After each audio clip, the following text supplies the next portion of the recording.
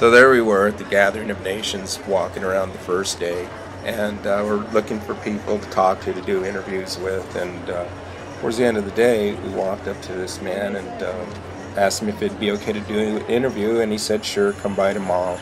So we came back the next day, and there were people all around him. He's autographing some of the artwork that he's done, and he's working on this little painting. I mean, the guy's a world-renowned artist, and he's busy.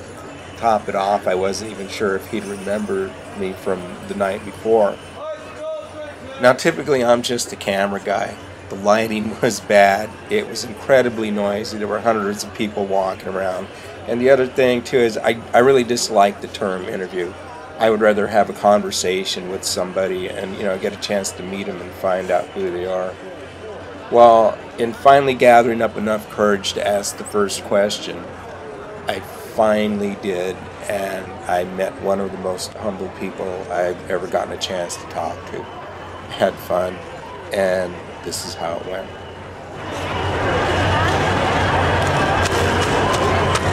So how long have you been working on this painting? On this painting? Yeah, this little this particular one, up and down. Yeah. I don't know, I probably have about 3, 4 hours on it. Do you ever jump back and forth between things? I'm doing that right now because I don't like to wait for the pigment to dry. So, I prepare enough, I don't have a pen. I prepare enough work so that I can go ahead and no, go ahead. Be able to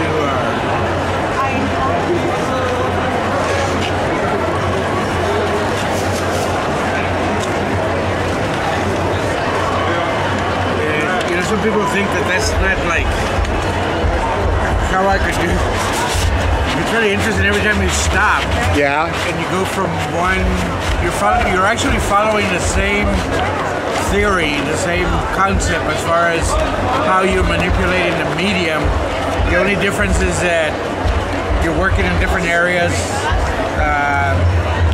and so adapting to it is not that difficult. You just kind of let it flow. You know, and obviously you're going to come out with something a little bit different than the one that you're working on, which is okay. Right. Now, yesterday I asked you about one of the mediums you were working with. I believe it was with masonite. Yeah, I'm working on a thing called gesso board, which is a hard masonite, tempered masonite that's been primed with gesso. Okay. And it's a wonderful drawing surface, but it also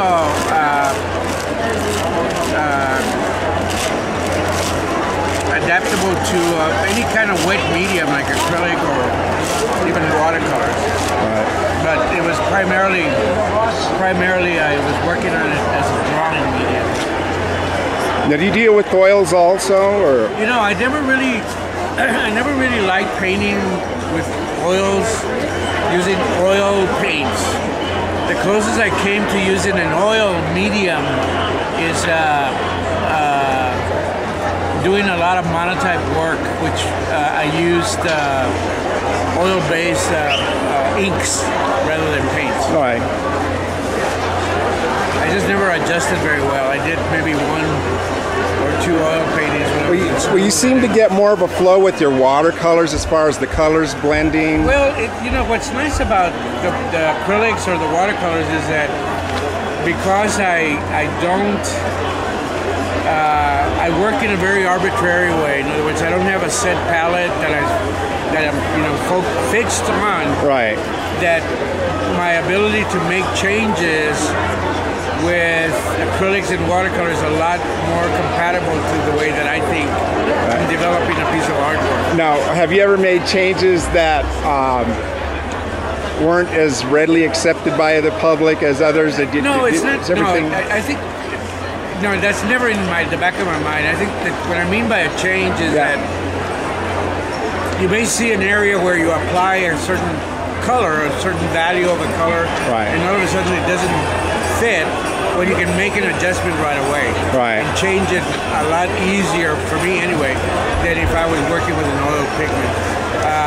One of the things that I've been very fortunate is that I never really have had to really change the subject matter or to please an audience. I mean, I make very deliberate changes because I want to have a certain size, for example, might make a difference. So you change, and just the fact that you change the scale automatically changes the whole approach how you're going to compose, and it also changes the choice of medium. It changes the approach that you're going to use with that medium.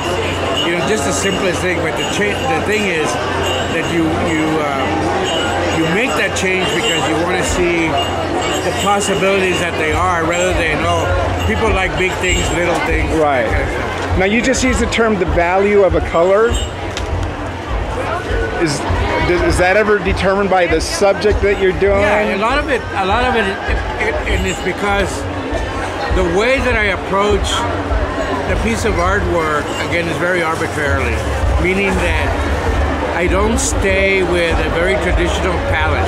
Right. For example, if I was going to do a landscape that involved a lot of foliage, I probably wouldn't do it green.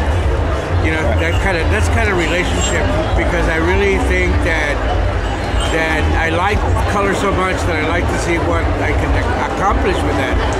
Well, in the whole process, you're creating a unique palette for that unique composition. Right. You know, so you know that composition will have this.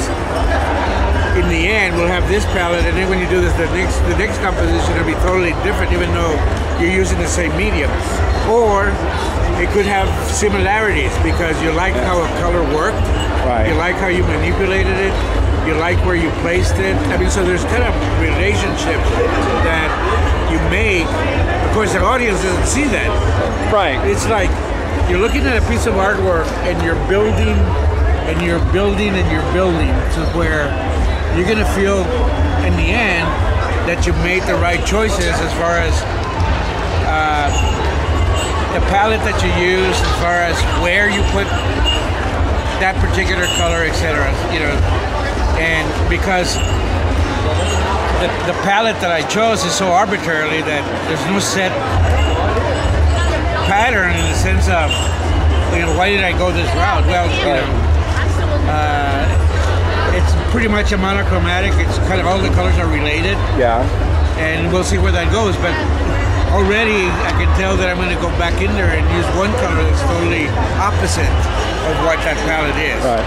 Now, anybody that knows your artwork can look at it and say, oh, that's a Peña. There's always this... you know, it's really funny because I don't back in the late 60s and mostly in the early 70s, when I decided that I was going to stay with some part of the composition, something in the composition was going to remain constant, because I wanted some continuity from piece to piece to piece. Right. And I chose the profile simply because it was the easiest form, and I knew that I was going to be doing figures, so that was an obvious form that was going to be repeated. So I chose something that is traditionally native in the sense of it has no perspective, it's flat, it's simple, and then stay with that and consistently do it. Well, I didn't know that it was going to become, you know, identified with me. It's a signature almost now.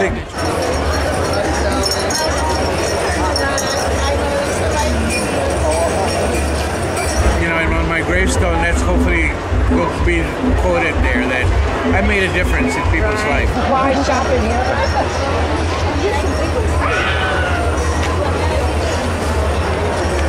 When I get the chance and I get the opportunity to talk to people, I always, you know, you open the door and you let me in, you're in trouble.